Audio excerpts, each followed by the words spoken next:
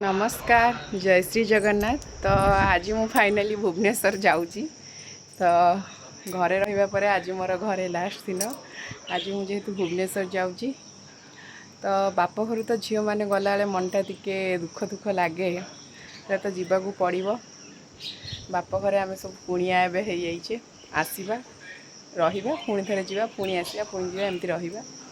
तो कौन केमती हूँ सब आज घरे आउ प्रत्येक माँ मानकर मन झील मैंने गला बेले जोठी जहाँ बारी घरे हो देसी जिनस सब तोलताड़िकी आनी देवी मो झील नब। विशेषकर मो जोई कौन खाया भल पाए मो नाती कौन खाया भल पाए यही सब जोगाड़ आई मैंने आ सासू मैंने था। मम्मी भी सेमती किसी सका आज पूरा चल तार चलन देखा आज आउ सब कौन हो दिन मान। प्रतिदिन सकाळ बेले आज भी मु उठिकिना फूल तोलुली कारण फूल तोड़े ही मुझे ठाकुर पूजा करी। बापा तोड़ी दिंती कि बापा जानते जेहेतु मो झील को फूल तोड़ा पसंद तो से बापा मोपाई छाड़ी दिखती फूल तोड़ना। तो सका फूल तोड़ी सारापर मो मो नित्यकर्म सारी ठाकुर घर को पलि आसी पूजा करने पूजा करके पलि आसी पूजा करना नहीं बिस्कुट आ क्षीर खावाई। तो खाई सारे पुणी रोसईबास करवा। मम्मी ये सका जाइना बापा सागर नई कूलू यही सब जिनस आणिकी आसला। निज बारी रे नहेले भी गाँ मानक बारी घर बुली पड़े ए सब जिनस मिल जाए।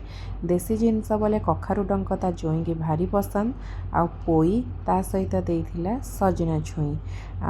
तापरे एठी मो मम्मी उपारुथिला खड़ा गछ। मो मम्मी ये खड़ा उपारुची आमे नबु मु आ सान मम्मी बोली। मो बापा रखिछंदी एपटे मंजी एपटू बेसी हैनी ए पतला पतला डांग से उपारी उपरी जहाँ दीटा गछ दब आउ उपारी सारापर उपरकू जाइना चाउल पाछुड़ी दौला मोपाई कारण मु जेहेतु पिठा करने घर चाउल आने तो चाउल उकुणिया पोक लगी जाइथिला। तो सानमी ठारू आणिकिना मते देइथिला चाउल जेहेतु सी एबे रिसेंटली बेंगलोर आसीथिला तो ताको समय होई नथिला धान भान कुटिबा पई। तो तापर एपटे सानमी बसिकिना परिबा काटी दउथिले जे भजा भजा हबो बोली। तो सेपटे मु माछ तरकारी भी बसई देइथिली कारण मो मम्मी के आज समय नहीं जे मते रांधी बाड़ी खाया देबो बोली कारण से तो मो पाई ही काम लगी सकाळू। तापर मुझे रोसई घरे मोर तरकारी बसई देइथिली।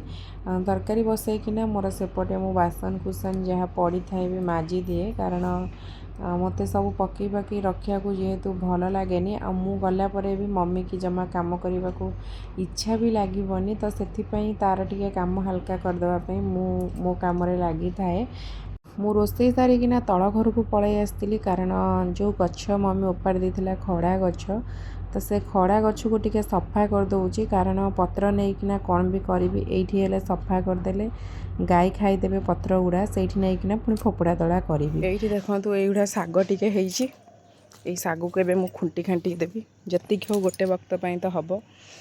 तो जेहेतु वर्षा टिके हो से कली काली जाइए जेहेतु मु पलई भी खाई पारिनी तो से नहीं जाए भुवनेश्वर खाइबी आ बापा मुझे बारिकी कौन नापी अमृत भंडा ये है दी साइड हळदी गछ ना मु तो माड़ी ना ना मु माड़ी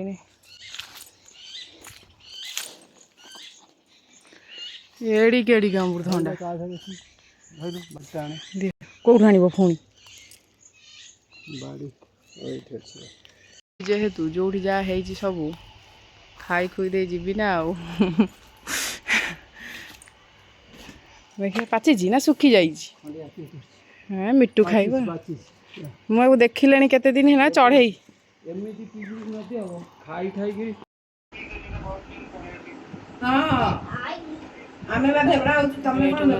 मत सानमी अलता लगेदे जीवा टाइम है माने चलला ना कौन मन दुख हेले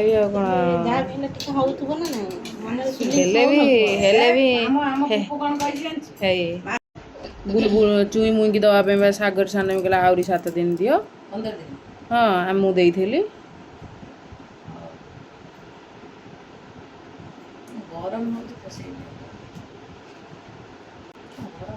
ता देहरे किछि नाही मो ता देह कौन सुकुची आ ମୁଁ ସେପଟେ ଶାଢ଼ୀ ପିନ୍ଧୁଥିଲି ଆଉ ଏପଟେ ସାନ ମମ୍ମି ପୁରା ଲାଗିଥିଲେ ଯେ ପୁଅ ସାଙ୍ଗରେ ତୋତେ ପ୍ୟାଣ୍ଟ ସାର୍ଟ ପିନ୍ଧେଇଦେବି ଗାଡ଼ି ଆସିଲାନି ବୋଲି, କିନ୍ତୁ ସେ ଟୋଟାଲ୍ ବି କାହାରି କଥା ଶୁଣୁନଥିଲା। ସେ କହୁଥିଲା ମାମା ମୁଁ କ'ଣ ଏବେ ଯିବି, ଖାଇବି ଶୋଇ ଉଠିକି ଯିବି। ତାପରେ ମୁଁ ତାକୁ ଏଇଠି କପଡ଼ା ପତ୍ର ପିନ୍ଧେଇ ପାନ୍ଧେଇ ଦେଲି। ତା ଭିତରେ ତାକୁ କେତେବେଳେ ଦି ଆଇ ତାକୁ ପଇସା ଦେଇଛନ୍ତି, ତ ସେ ପଇସାକୁ ଧରି କହୁଛି ମାମା ମୁଁ ଗଲେ ଖେଳନା କିଣିବି। ଘରୁ ଗଲାବେଳେ ମୋ ପାଇଁ ଗୋଟେ କଷ୍ଟ ସମୟ ହେଲା। ଏଇମାନଙ୍କ ସହିତ ହିଁ ଏଥରକ ମୋର ଆଟାଚମେଣ୍ଟଟା ଟିକେ ବହୁତ ହେଇଯାଇଥିଲା, କାରଣ ଯେବେ ବି ଆସେ ମମି ତାଙ୍କ କଥା ବୁଝି ବାପା ବୁଝନ୍ତି, କିନ୍ତୁ ଏଇଥରକ ଯେହେତୁ ମମି ନଥିଲା ତ ଏମାନଙ୍କର ପ୍ରତ୍ୟେକଟି କଥା ମୁଁ ବୁଝୁଥିଲି, ସେଥିପାଇଁ ଏଇମାନଙ୍କ ସହିତ ଏଥରକ ଆଟାଚମେଣ୍ଟ ବହୁତ ହେଇଯାଇଛି ମୋର। ତ ଘରୁ ତ ଯିବାବେଳେ ତ ସବୁ ଝିଅଙ୍କୁ କଷ୍ଟ ହୁଏ। ତ ଇଏ ହେଲା ମୋ ସାଡ଼, ତ ମୁଁ ଯିବି ବୋଲି ସେ ମନ ଦୁଃଖ କରିକି ଶୋଇଛି। ଆସିବି ପୁଅ ଆସିବି।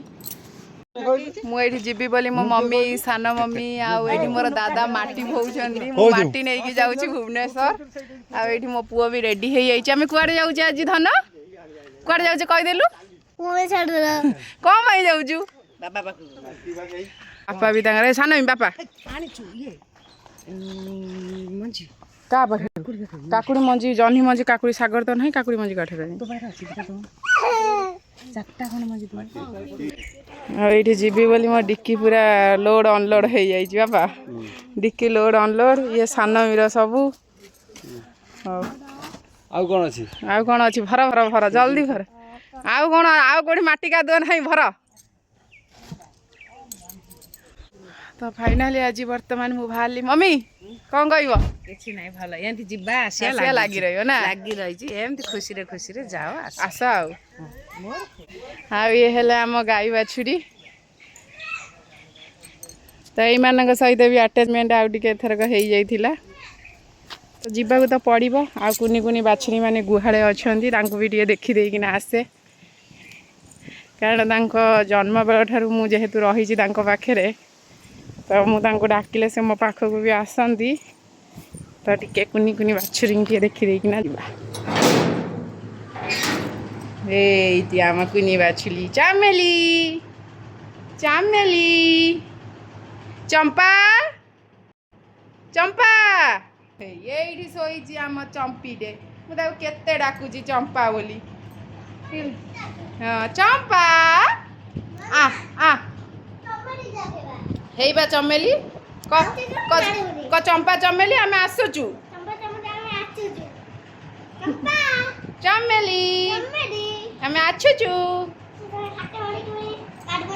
ସେ ବା ଆସୁନି ତୋ ପାଖକୁ, ଚମ୍ପା ଆସୁନି। ଡାକିଲି ଚମ୍ପାକୁ, ଚମ୍ପା ହଁ ଯାଉନୁ, ଯା ମାରିବନି, ଯା। ଏଇଟା ଚାମେଲିଟା ନାଇଁ। ହଁ ସବୁଦିନ ଯେହେତୁ ଠାକୁର ପୂଜା କରୁଥିଲି, ତ ଆଜି ଆସୁଛି ପ୍ରଭୁ। ପୁଣି ଯେବେ ଆସିବି ତୁମ ପୂଜା ନିହାତି ଭାବରେ କରିବି। ଯେତେବେଳେ ବି ଆମେ ଘରୁ ଯେତେବେଳେ ବି ବାହାରକୁ ଯାଉ, ତ ମା ବୃନ୍ଦାବତୀଙ୍କୁ ମୁଣ୍ଡିଆ ମାରି, ବୃନ୍ଦାବତୀଙ୍କର ମାଟିକି ମୁଣ୍ଡରେ ମାରି ଆମେ ଯାଉ। ତ ସେଦିନ ମାର୍କେଟରୁ ମୁଁ ଆଣିଥିଲି ଏଇ ଶାଢ଼ୀ, ଆଉ ପୁଅର ଆଣିଥିଲି ସେଇ ଡ୍ରେସ୍। ମନ ଦୁଃଖ କରେ ନା, ଆମେ ଆସିବୁ ପୁଣି ଥରେ। ତୋ ପାଇଁ କୁରକୁରି ଆଣିବୁ। ଯା ଘରକୁ ଯା, ଘରକୁ ଯା ଗେଲି।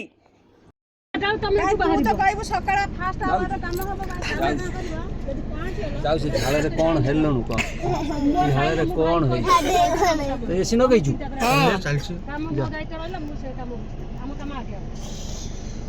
ଅଜା କଥା ମନେ ପଇଲା ଆସିବୁ। ବାପାକୁ କହିବୁ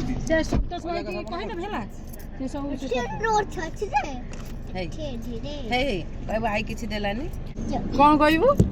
ଆଇ କିଛି ଦେଲାନି, ଏଇଆକୁ ଦେଲା। ଏଇଟା ହଉଛି ଶୁଭ। ଦାଦା କ'ଣ ମଇଁକି ଟାଟା କରିଦିଅ।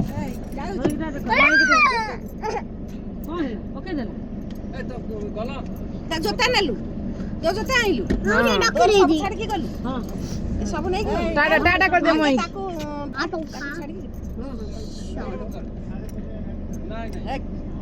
ବନ୍ଦ କର। ପଡ଼ିଲାନି ବା, ଏଇଟା ପଛଟା ପଡ଼ିଛି। ତ ଟାଟା ଟାଟା